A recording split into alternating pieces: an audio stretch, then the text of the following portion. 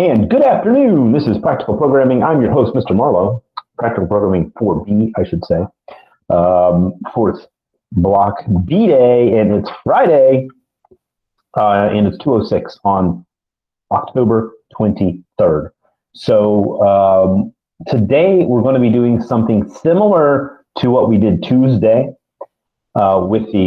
but just with a different project. So it'll be very similar, same thing. I just want to make sure you guys understand how the functions work, because with the last one, there were some people who had some problems with exactly how they work. So I'm going to go back to that presentation. Actually, let me do this first. Let's go into Google Classroom. Right here is our class. There's a new assignment called Functions and Motion Sensor. And same thing as last time. We're going to complete a project. This time it's going to be the motion sensor. It's a little easier, I think, than the color mixing thing, maybe.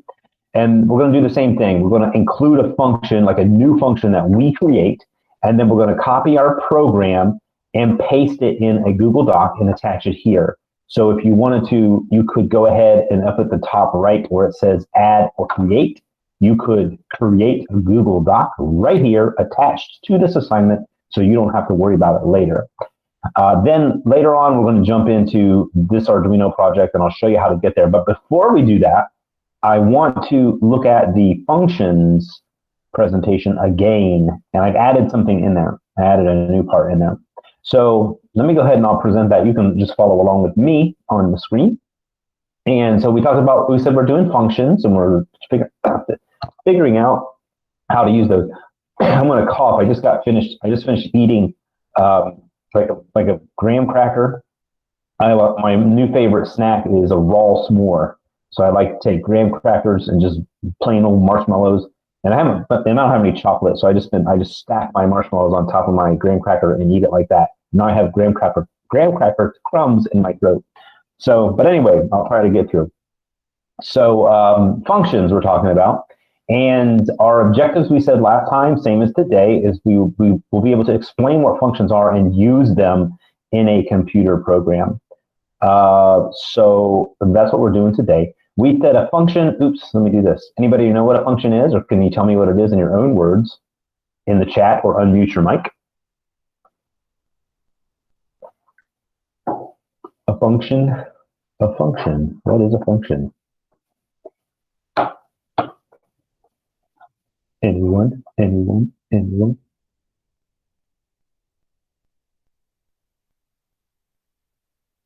No one wants to take a guess, or at least I can't hear anyone taking a guess if my computer is still messing up. I don't see anybody unmuted.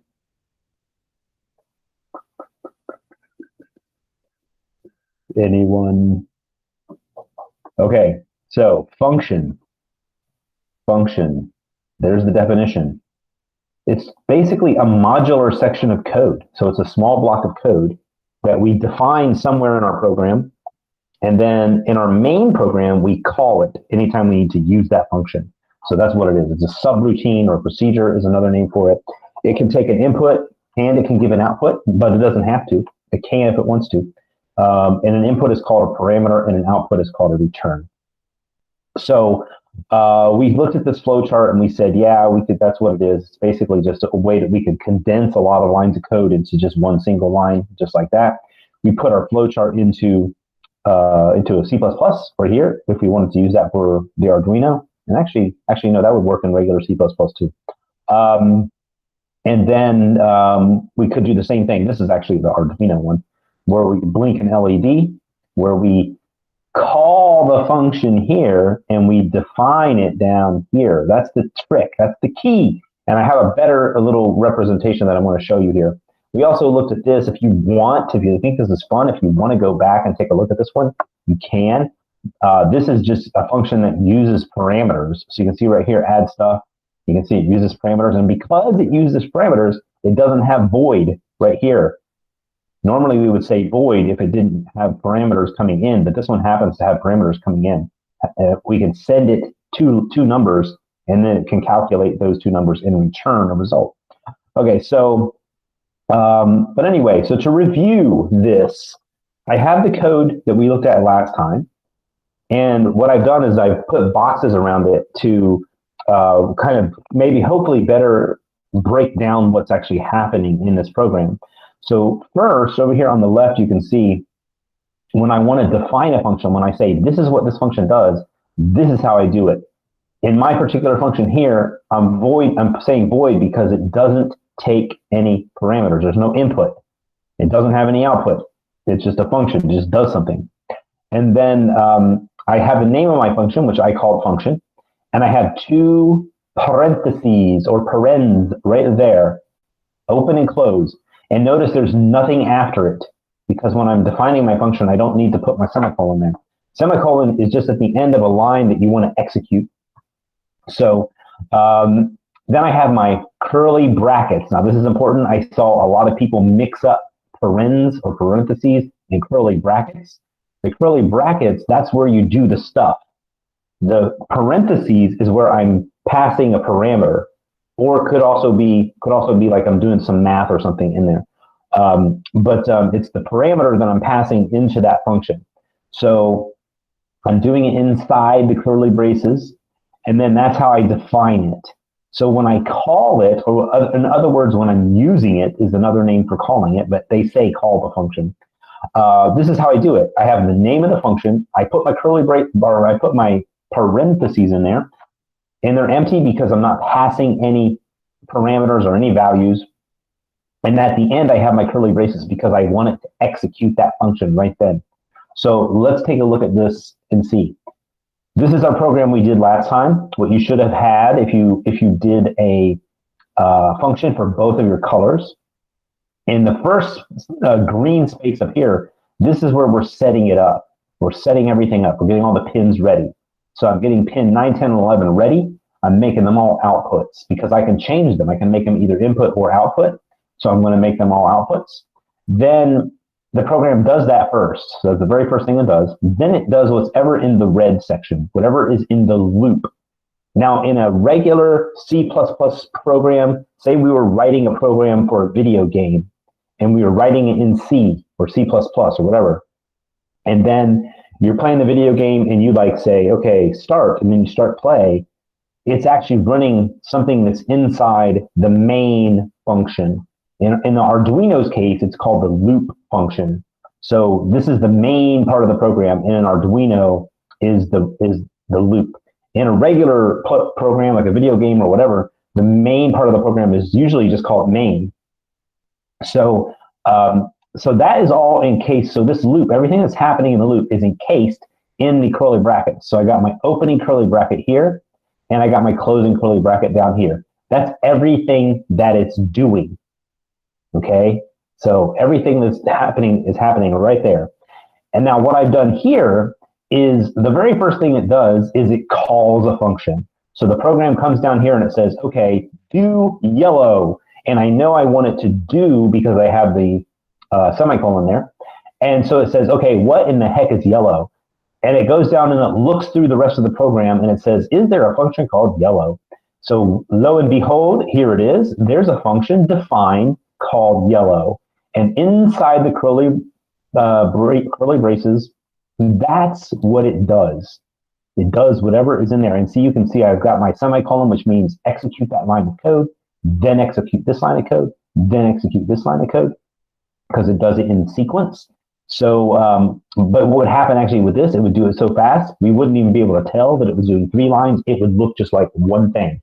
So then it does that. So it does everything there. Then it comes back up here. And once it's finished executing yellow, it goes and it does this delay. And technically in Arduino's, this delay is another function that's built into the Arduino. So you don't have to, it's not defined anywhere you can see it, but it is actually defined in like the background of the Arduino, or actually of the thing that you're typing to program it on.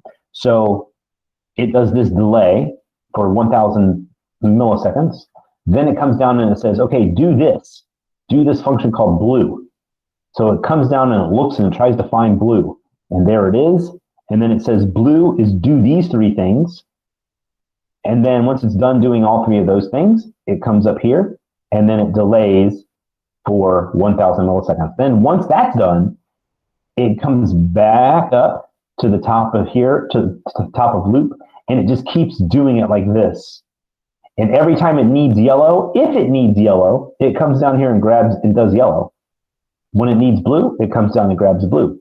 So it just kind of does this inside the loop function, I should say. All right, so I hope that makes more sense than maybe it did last time. And then this next one is kind of, again, if we got rid of all the little words and the curly braces and everything, this would kind of be what's happening. When we hit start, it's going to run that setup, and the arrow is the flow of the program. Then it's going to jump down here to this arrow and turn the light yellow. So that's the function. So it comes down here and says, okay, how do I do that? And it runs it. Then it waits. Then it turns the light blue. So it comes down here and it does that. And then it waits again. And then it does this arrow and just follows the path of the program and comes back up here and starts over. And it does that loop right there. And every time it needs yellow, it jumps down and grabs it. Every time it needs blue, it jumps down and grabs it. And you notice how I say, if you need me, I can turn the light yellow, because it doesn't have to be called. Technically, you could, like, if you just got rid of that, you turn that out of there, you could leave this here and it would do nothing. It would just sit there and do nothing, and the program would never actually use it. So we can only use it if we call it in the main part of the program.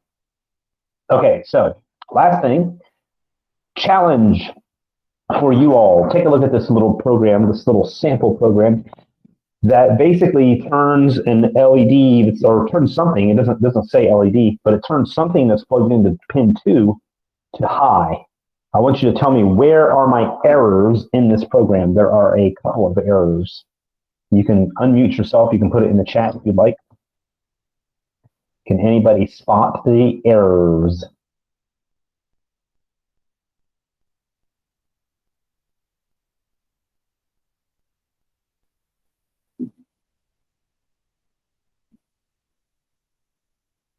Anyone spot the errors?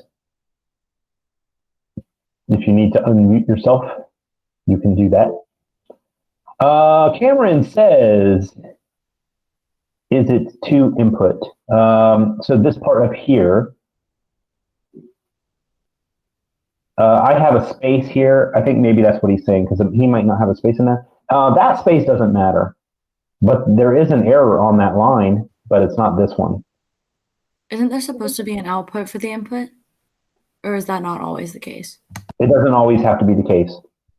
I can just make an input. Should there be a semicolon after the parenthesis? Oh, wait a second. Yeah, so yeah, that was, Ty said semicolon, and then I just thought, when, I think it was Emily who just said that, and then Alina also said it on there. Amaya says it doesn't need output. You guys found a mistake in my code that I did not realize that I had. But technically, yeah, this would not work. This technically should say output. So, because then this wouldn't work down here. The digital write would not work on pin 2, because pin 2 is an input. So this should say output, then digital write would work. I didn't even think about that. But like Alina said, Kayla said, yes, that is correct. There should be a semicolon after this. There should be a semicolon there that says, this is the line we're executing. And yeah, technically that should be an output. But it would probably still work. It just, whatever the program would run, but whatever I'm doing wouldn't work. So yeah, there should be a semicolon here. And there also should be a semicolon. And Alina says, so no semicolon, so I don't know which one you're talking about, but there's this one, and there actually should be one right here too, because this is where I'm calling something called new function. It's inside my curly braces, so I need a semicolon there. And then if I look down in my function, this is where I'm doing the thing, my digital write. Now I could change this if I wanted this to actually work. I could change this to output, and then it would work, or I could change this instead of digital write, I could change it to digital read, which would read an input. So that's where that mistake there is. So one more mistake. Can we find it?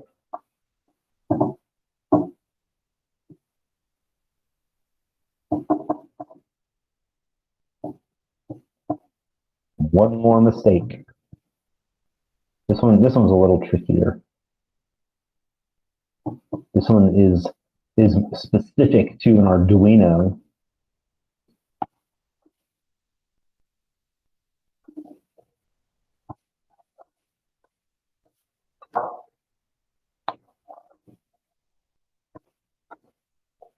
Void loop, that is correct.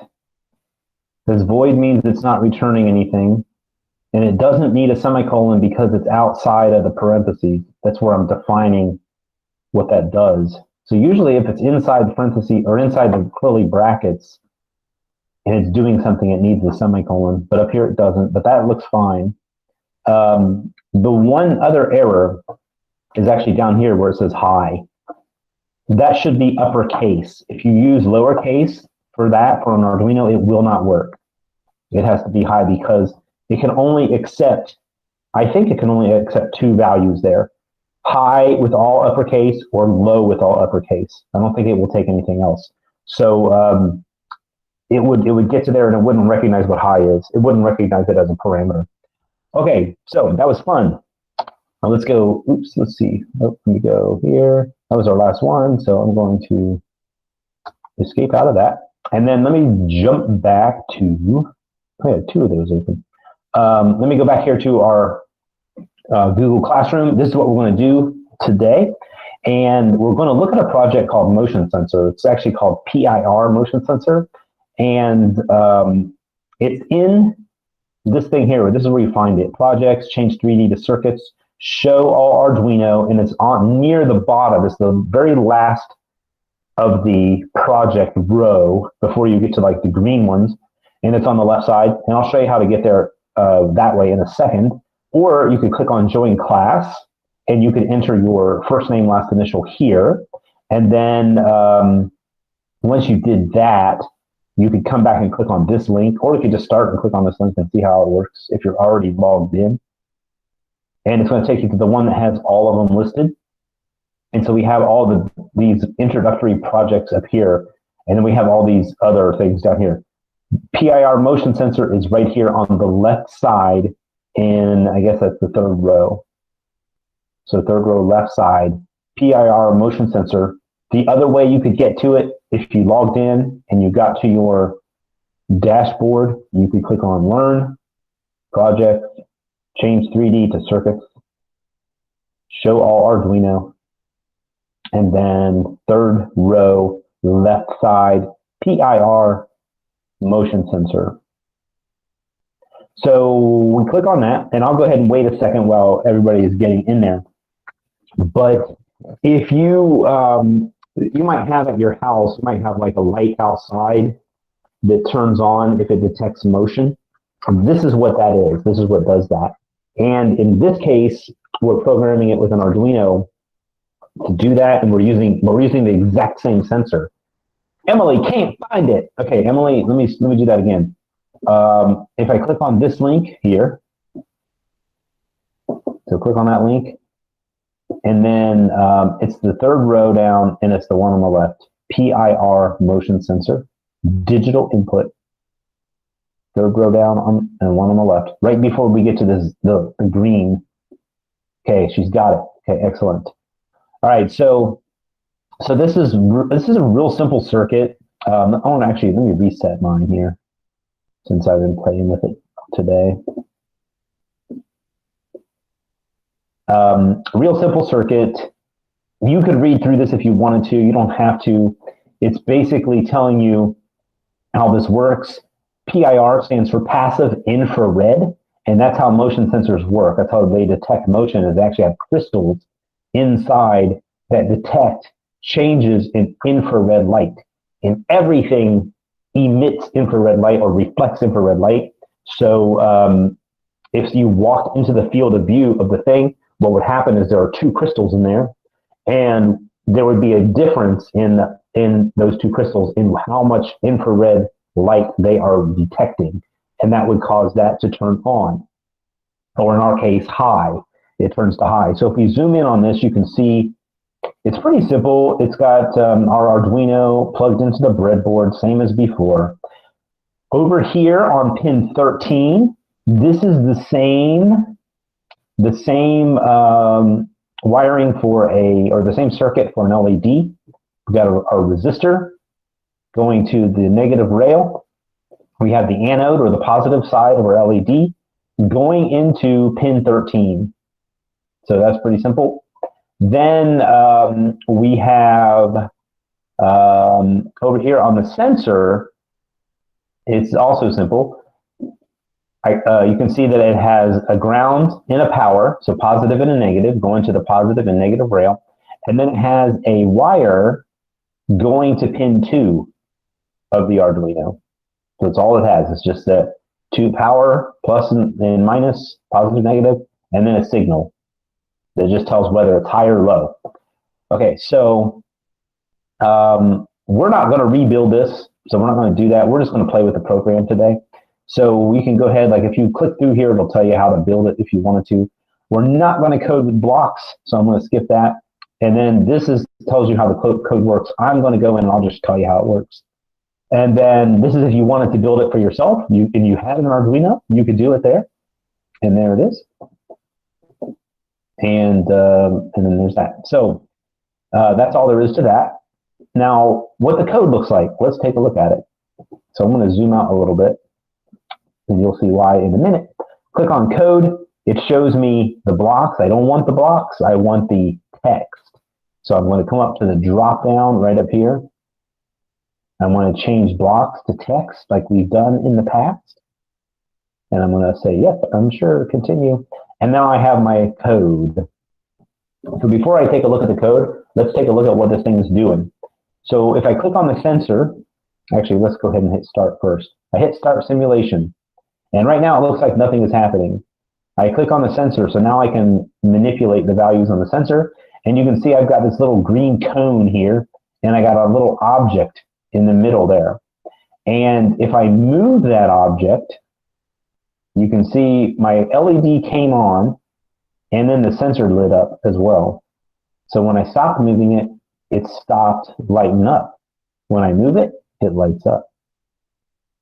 When I stop moving it, it stops lighting up. And then also what happens is I can move it out here outside of the cone, nothing happens. As soon as I get into the cone, the LED lights up. Okay? So that's a motion sensor. It's detecting the motion of this little greenish colored dot there. Now, what we can also do is, let's look at the program. And you see that the very first thing I'm doing is I'm declaring a variable that I'm calling sensor state. And I'm setting it equal to 0. And it's an integer, which means it takes a number between 0, 1, 2, 3, 4, 5, 6. But in our case, it's actually going to be 0 or 1, or high or low. So then I have my setup. So here's my setup there. And you can see on line 4, I have an opening curly brace. Remember, those are curly braces. And on 9, I have the corresponding closed curly brace. In between those two, I have a pin mode for 2 that I'm turning into an input, and a pin mode for 13 that I'm turning into an output. And then I have the serial.begin, which we know is our serial monitor, and it's going at 9600 bits per second, which is also called baud, B-A-U-D. And sometimes you'll see like 9600 baud or something that talks about the speed of data, and that means that just means bits per second. So serial.begin, so that's what's happening there. So that means my serial monitor is on. So now let me come down into my loop, which is everything inside there. And it's everything from line 12 to line 24. You can see on 12, I have curly braces opening. 24, I have curly braces closing. The first thing I do in my loop is I'm going to read the sensor, and that's on 14. I'm reading pin 2, and it's a digital read, so it's going to give me a 0 or a 1, and it's going to say sensor state is equal to whatever is on pin 2. Can we delete the comments? Yes, by all means. If you want to delete the comments, you can, but just be careful you don't delete anything else. And then after it runs this, it checks pin 2, then it's going to run an if statement. So you notice that the if has its own set of curly braces right there. Okay, so if this becomes true, so if whatever is in that little set of parentheses there, if that becomes true, then it does what's in the curly braces for the if statement. And this says if sensor state is equal to high, and remember we're using the double equal sign, which means that it's mathematically equal and not an assignment to high. So there's a difference. And we're saying, so if sensor state is equal to high, which is basically 1, if that becomes 1, then we're going to digital write pin 13 to high, and pin 13 was our LED. So if we get a high on the sensor, we're turning the LED to high. And then at the same time, we're going to serial print line something that says sensor activated, and that's going to go in our serial monitor. Now let's say that this is false. If sensor is not equal to high, that means it must be equal to low. Then we go into our else statement, which is everything inside these curly brackets. We're going to digital write 13 to low, so we're turning pin 13 off. All right, and then we have a delay in there all the way outside of the if statement, and that's just so the simulation works better. So so now let's hit, actually mine is actually running right now. So let's hit start, see what happens. Look at my serial monitor. You can see it says sensor activated, but it's not actively printing anything right now. When I go up to my sensor and I move it, there you can see it's printing sensor activated, and then it stops printing it. Okay, so when I first looked at that, my thought was, why does it say sensor activated and not sensor off? How would I know when the sensor's off? So my question for you then is, how could I get it to tell me when the sensor is off?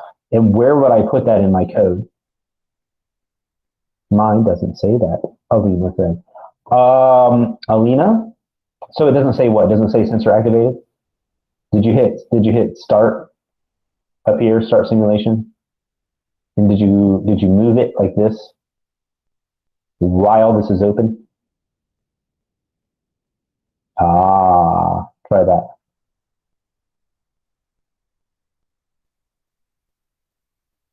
Okay, and if it doesn't, it should say it, because it should have this serial print line sensor activated. So my question is, if I wanted to say sensor off when the sensor is off, how would I do that? And then Cameron is asking, how do you get this dot on the screen? It will only go on the screen if the sensor is running, or sorry, if the simulation is running. So I have to hit start simulation, and then I actually have to click on the sensor itself. So right here. So if you clicked away, you click on something else, you don't get it. But if I click on the sensor, then I get my green dot. But it has to be running. If it's stopped, then it doesn't do anything. It just gives you this box. All right, so question, how do I make it say sensor off when the sensor is off?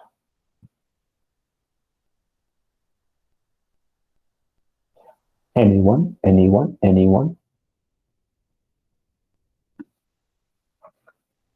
Replace the red part?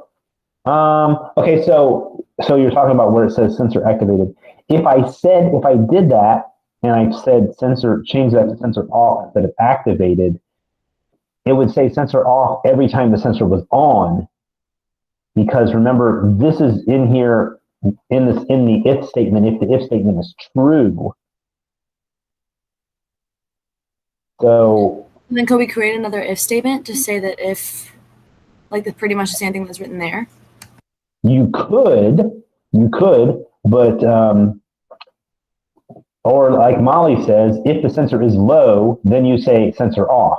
Okay, so that case is actually already here. That's the else case. So in this case right here, the else case where it says this means if the sensor is low, because the first if case is if the sensor is high. So if it's not high, it must be low.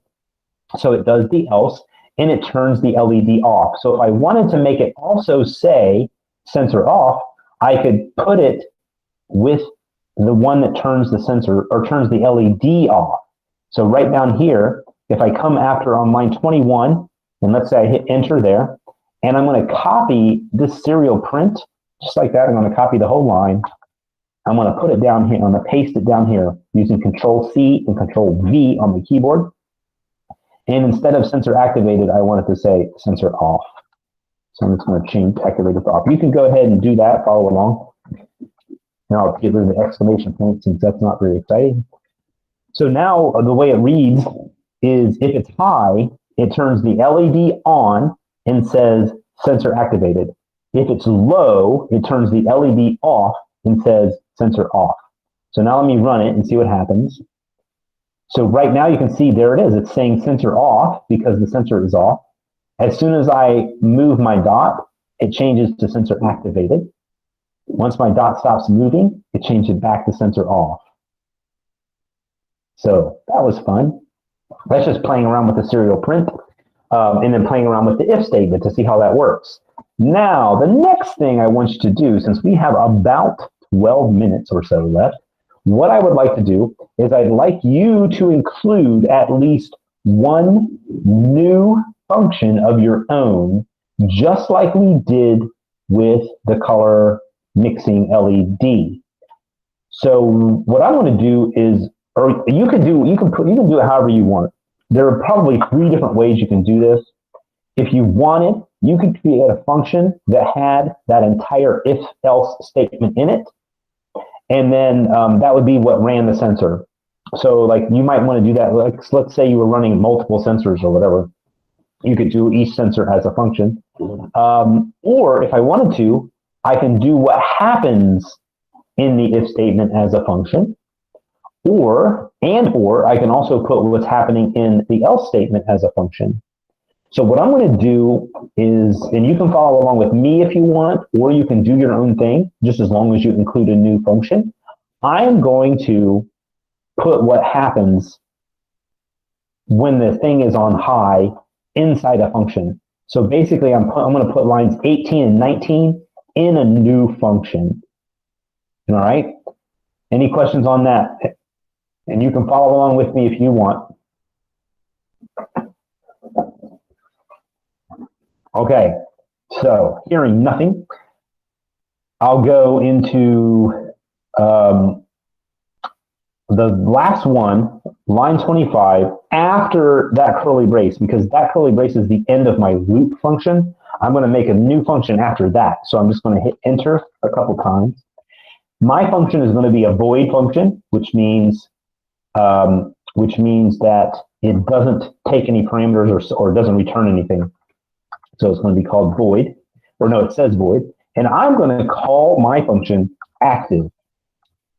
Active. Okay? So I'm just going to say void, and then a space, and then active. And then I'm going to put open and closing parens, or parentheses. And that just means this isn't where I would put parameters, but I don't have parameters, so I'm not going to use them. So now I'm defining this function called active. Okay? So I'm going to hit enter once, and then I'm going to type a curly brace, not a parenthesis, an opening curly brace. That's where everything that is going to be done in my function goes there. Then I'm going to hit enter 2 times, 1, 2, and I'm going to do a closed curly brace. Now, I think it's a good idea to get in the habit of every time you put parentheses or curly braces that have to go in pairs, always type them first. That way you don't forget to put the closing one, because that's the biggest thing, that's the biggest problem you have, is you forget to put the closing thing on there.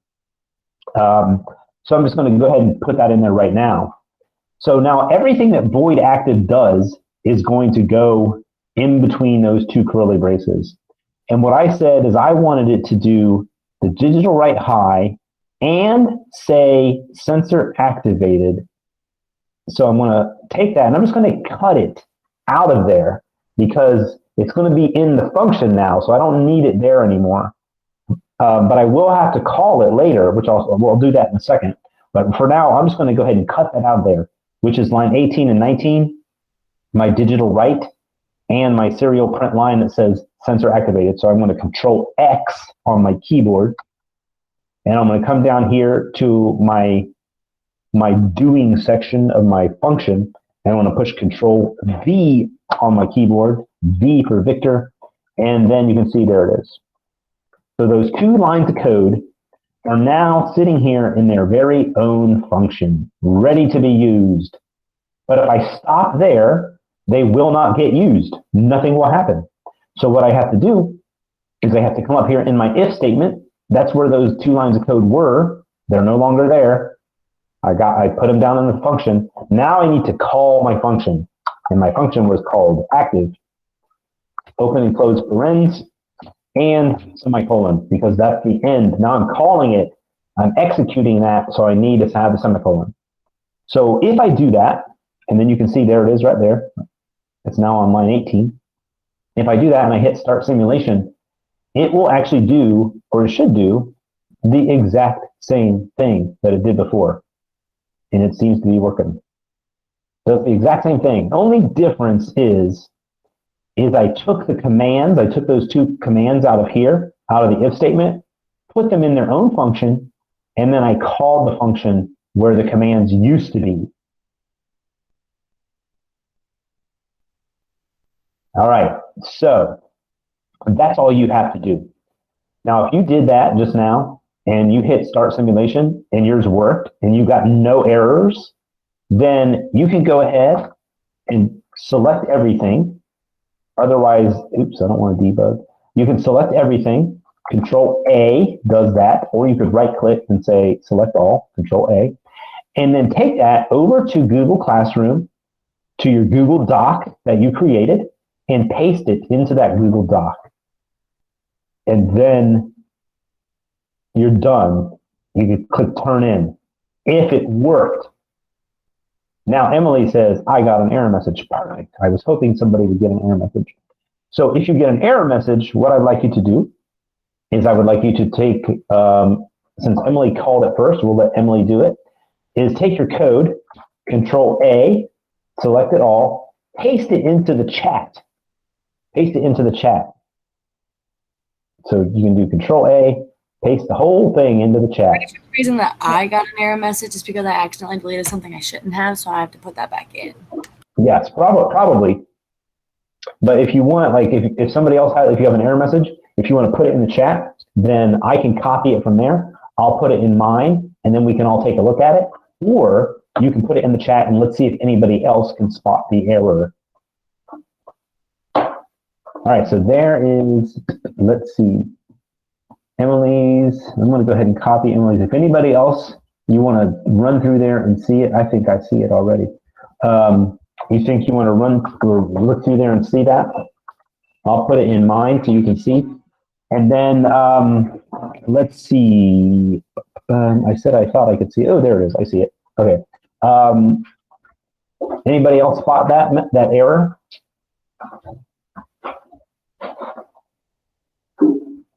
It's one small tiny error. Poor Emily. This is the fun part of coding, trying to figure out all these little crazy errors.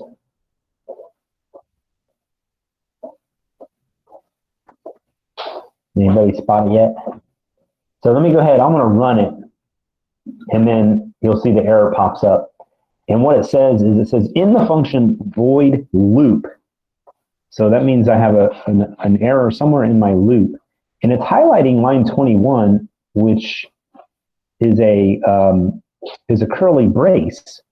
And then it says error, expected primary expression before the parentheses, or the parens, token exit status 1. Okay, so that means usually that means it's missing something.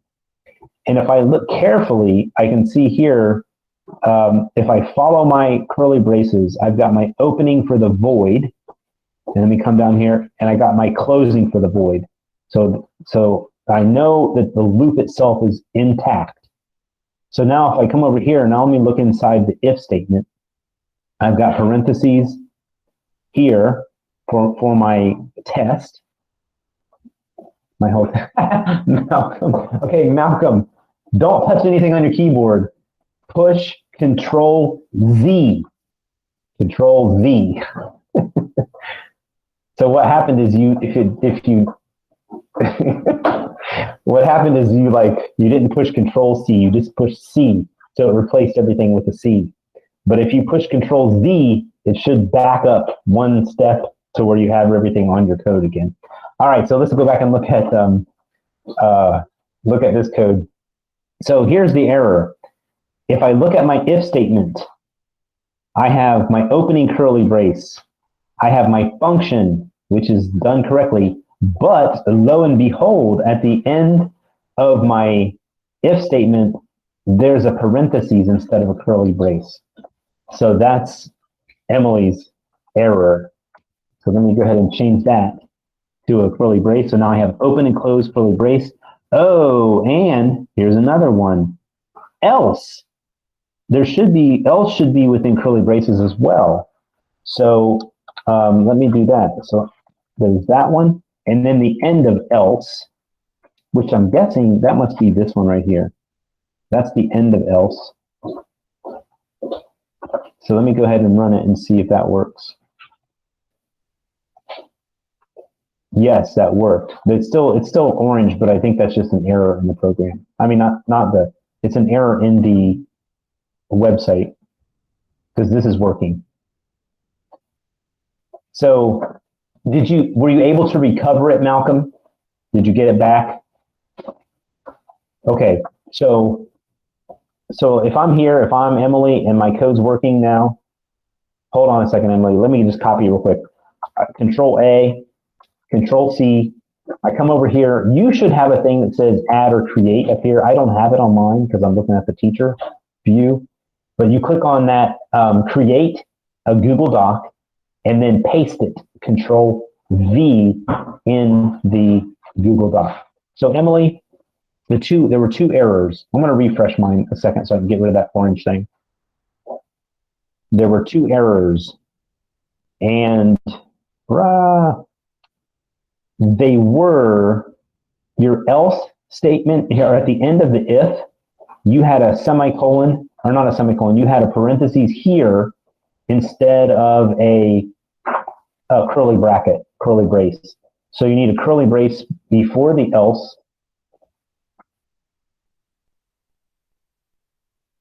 And then down here under the else, you need to have an opening, and then I think you had the closing one in there. So it's just your curly braces around your if statement. So the way it should look, and I think I told you guys this before, but I know I told another class.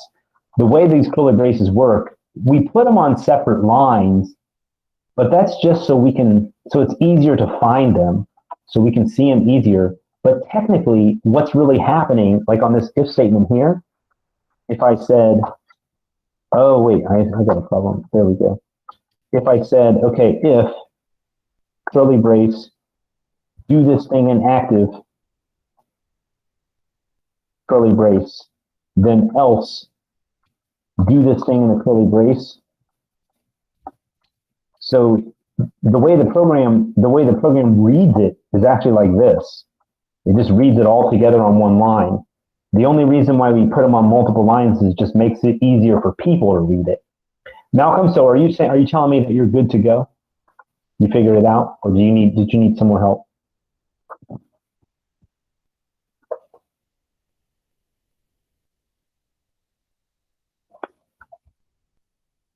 All right, so it is 2:50, and we are done. Have a nice weekend yourself, Amaya. If anybody else needs any help, I'll stick around for a little while. If you want me to help you out, we can put your code in the chat and take a look at it. Otherwise, have a good weekend, and I'll see you on Tuesday.